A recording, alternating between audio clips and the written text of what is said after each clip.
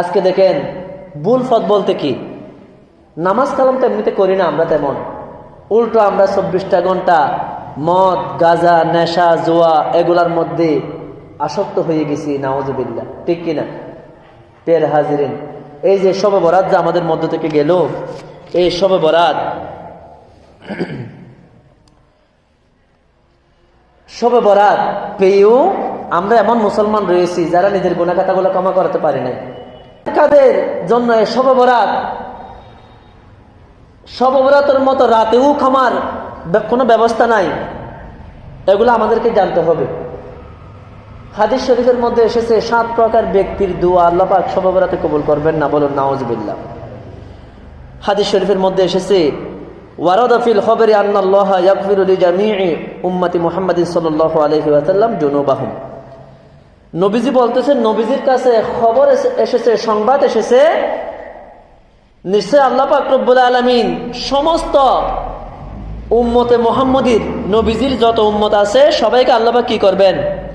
সবার গুনাহ খাতা আল্লাহ পাক ক্ষমা করে দিবেন। ইল্লা সাবআতা নাফর, কিন্তু 7 প্রকার ব্যক্তি ব্যতীত। কয় প্রকার? 7 প্রকার ব্যক্তি ছাড়া নবীজির সমস্ত উম্মতকে আল্লাহ পাক মাফ করে দিবেন। সুবহানাল্লাহ।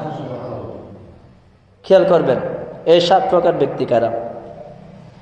লা নাসিবা লাহুম ফি লাইলাতিন নিসফি মিন শাবান, ওই 7 প্রকার ব্যক্তির কপালে শবে বরাতের রাতে ক্ষমা নাই। শবে বরাতের মতো রাতে আল্লাহ পাক রব্বুল আলামিন সবাইকে ক্ষমা করলেও এই 7 প্রকার ব্যক্তির কপালে শবে বরাত নাই, বলুন নাউজুবিল্লাহ। 1 নম্বরে বলা হলো আস-সাহিরু, যারা সেহের করে, জাদু করে। জাদুকর আছে না নাই? ইস্তেদারাজ, জাদু, যারা জাদু দেখায়, দেখবেন গালের মধ্য থেকে অনেকগুলো ব্লেড বের করে না? এগুলাকে আসলে পারে? এগুলা হচ্ছে বেলকিবাজি, আমাদেরকে দোলা দেয়। আমাদের চোখকে কি করে তারা? চোখের মধ্যে একটা পর্দা এঁকে দেয়।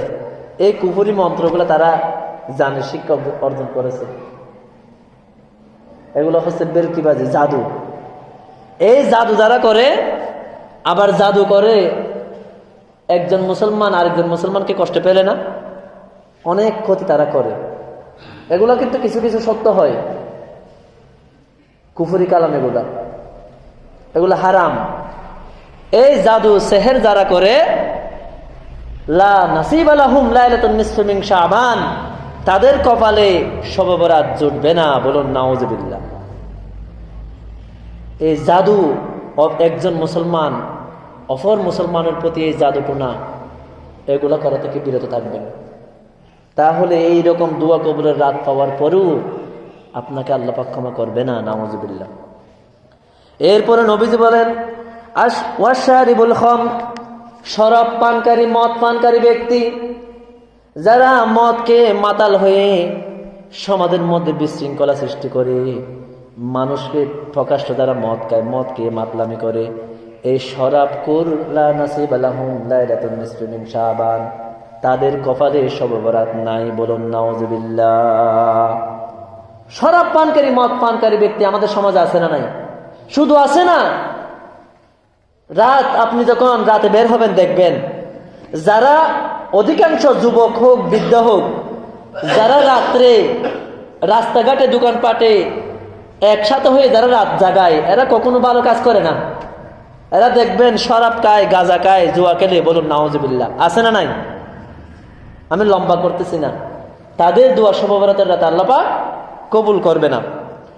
এরপরে নবীজি বলেন ওয়াল মুসিরু আলা জিনা, এবং যারা ব্যভিচার করে, নিজের হালাল বৈধ স্ত্রী থাকার পরেও, ঘরের মধ্যে স্ত্রী থাকার পরেও যারা অপর মহিলার সাথে যারা ব্যভিচার করে, জেনার কাজ করে, কিন্তু তওবা করে না, তাদের দোয়া লা নাসিবা লাহুম লাইলাতুন নিসফি মিন শাবান, তাদের দোয়া লাইলাতুন নিসফি মিন শাবান শবে বরাতে কবুল হবে না, বলুন নাউজুবিল্লাহ। এত বড় নিকৃষ্ট কাজ জিনা।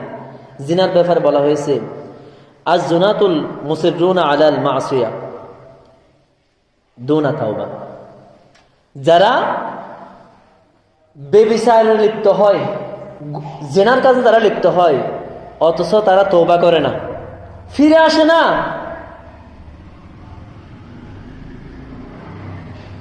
এদের দোয়া এই শবে বরাতের রাতে কবুল হবে না, বলুন নাউজুবিল্লাহ।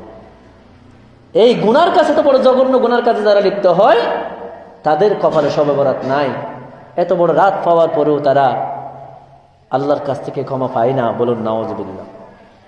এরপরে নবীজি বলেন ওয়াকাতিউর রহিম, আত্মীয়তার ছিন্নকারী, যারা নিজের রক্ত, নিজের আত্মীয়, এদের সাথে বিনা কারণে সম্পর্ক বিচ্ছিন্ন রাখে, অহংকার করে আমার অনেক টাকা পয়সা রয়েছে, আমার একজন আত্মীয় গরিব বলে তার সাথে আমি সম্পর্ক বিচ্ছিন্ন করি, বিনা কারণে, শরীয়তের কোনো কারণ ছাড়া আত্মীয়দের সাথে যারা সম্পর্ক বিচ্ছিন্ন করে, তাদের দোয়া শবে বরাতের রাতে কবুল হয় না, বলুন নাউজুবিল্লাহ। এরপরে নবীজি বলেন ওয়াল আকুলিল ওয়ালিদাইন, পিতামাতার অবাধ্য সন্তান, যারা মা বাবাকে কষ্ট দেয়, মা বাবাকে গালি দেয়, মা বাবার ভরণ পোষণের দায়িত্ব পালন করে না, এরকম আমাদের সমাজে আছে না নাই? মা বাবা যখন একটু বয়স্ক হয়ে যায়, আপনাকে লেখাপড়া করিয়েছে, নিজের রক্তকে ঘাম বানিয়ে তারা পরিশ্রম করে আপনার লেখাপড়ার আঞ্জাম দিয়েছে, আজকে আপনি শিক্ষিত হয়েছেন, ডাক্তার হয়েছেন, ইঞ্জিনিয়ার হয়েছেন, ব্যারিস্টার হয়েছেন, হওয়ার পরে আপনার এই বৃদ্ধ মা বাবার খবর আপনার নাই। এরকম সন্তান আছে না নাই? কপাল ফোড়া। লা নাসিবা লাহুম লাইলাতুন নিসফি মিন শাবান, এইরকম পিতামাতার অবাধ্য সন্তানের দোয়া আল্লাহ পাক শবে বরাতে কবুল করবে না, বলুন নাউজুবিল্লাহ। সাবধান থাকবেন, সতর্ক থাকবেন মা বাবার ব্যাপারে, এগুলো আসলে বলতে গেলে অনেক সময়ের প্রয়োজন। এরপরে নবীজি বলেন ওয়ানাম্মাম, নাম্মাম বলা হয় সুগলকুর, একজনের দোষ আরেকজনকে লাগিয়ে দেওয়া, একজনের দোষ আরেকজনকে লাগিয়ে দেওয়া, একজনের কথা আরেকজনকে। আমাকে বলতেছেন হুজুর আপনাকে এই মসজিদে কত সম্মান করে জানেন, অনেক সম্মান করে, আপনি অনেক ভালো সুন্দর ওয়াজ করেন, আমার সামনে এরকম অনেকে বলে না, বলে। আবার আমি যখন চলে যাই পরবর্তী বলে কি একটা হুজুর রাখলো, কি রকম, শুধু টানাটানি করে বিভিন্ন কথা বলি কি বলি না, উদাহরণ দিচ্ছি আর কি আমাকে দিয়ে। এই রকম আপনার সামনে অনেক ভালো, কিন্তু পিছনে গিয়ে আপনার দুর্নাম করে। বেশিরভাগ আমাদের মুসলমানের মধ্যে এই খাসরত, এই অভ্যাসটা কিন্তু বেশি রয়েছে, নাউজুবিল্লাহ। তাদেরকে বলা হয় নাম্মাম। এই নাম্মামের দোয়া শবে বরাতের রাতে কবুল হয় না, বলুন নাউজুবিল্লাহ। একদিন হযরত মূসা কালিমুল্লাহ আলাইহিস সালাম,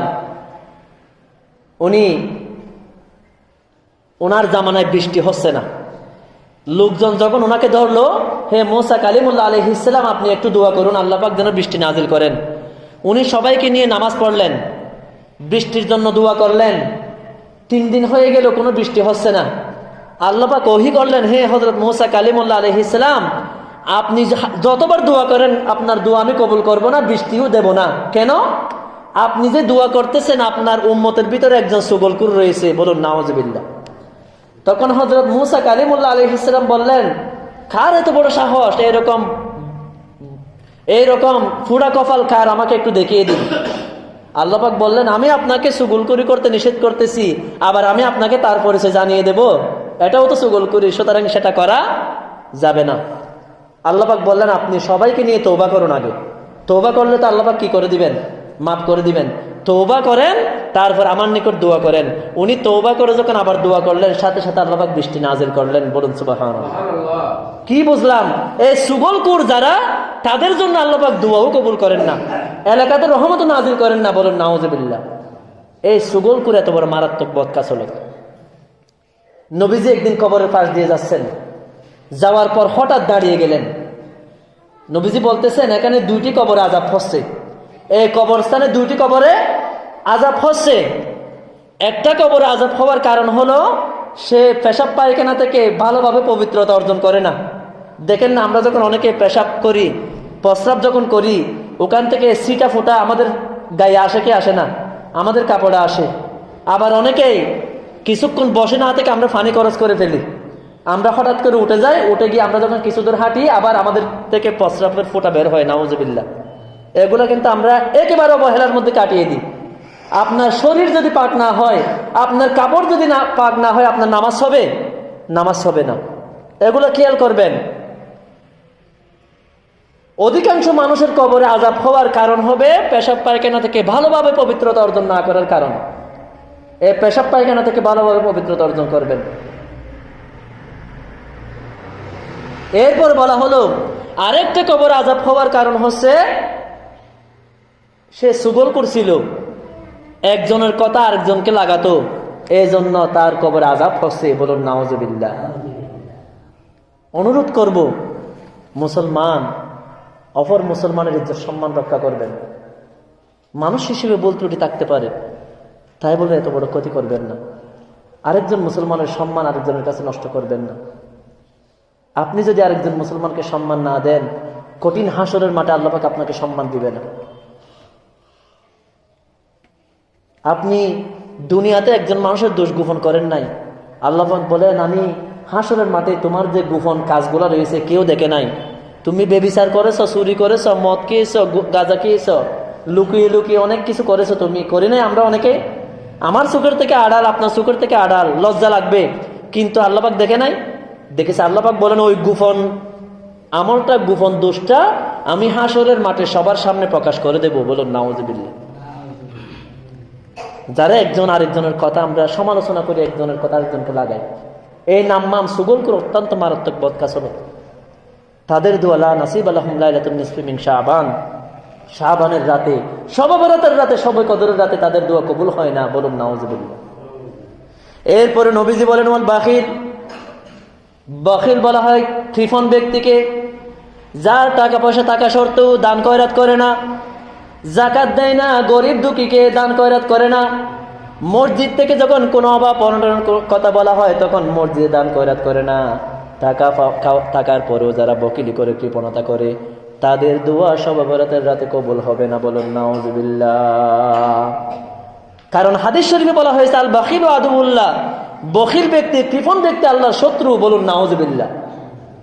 আল্লাহর শত্রু, আল্লাহর শত্রুর দোয়া কখনো আল্লাহ পাক শবে বরাতের রাতে কবুল করবে না। কাজে আমাদের বখিলতা থেকে উঠে আসতে হবে। আল্লাহর দেয়া সম্পদ আল্লাহর রাস্তায় খরচ করতে হবে। আল্লাহর দেয়া সম্পদ আল্লাহর ঘর মসজিদে খরচ করতে হবে। কত টাকা কত দিকে আমরা খরচ করে ফেলি।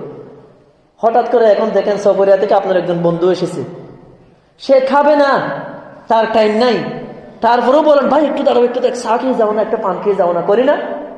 মনে হয় তাকে আমি খাওয়াতে পারলে মনে হয় জান্নাতে চলে যাব। এইরকম অবস্থা হয়ে গেছে আমাদের। বন্ধুর গুরুত্ব আমি বুঝেছি, বন্ধুর পিছনে টাকা খরচ করার গুরুত্ব আমি বুঝেছি, কিন্তু মসজিদে টাকা খরচ করার গুরুত্ব আমি বুঝি নাই। আমার প্রতিবেশী না খেয়ে আছে সেটা আমি বুঝি নাই। এটা আমাদের জন্য আফসোস। লা নাসিব আলাহুম লাইলাতুন নিসফি মিন শাবান, তাদের দোয়া শবে বরাতের রাতে কবুল হবে না। বলুন নাউজুবিল্লাহ। এরপরে নবীজি বলেন আল মুশাহিন, হিংসুক ব্যক্তি, যাদের অন্তরের মধ্যে বিন্দুমাত্র হিংসা রয়েছে। হিংসা অত্যন্ত একটা বদকাসলত।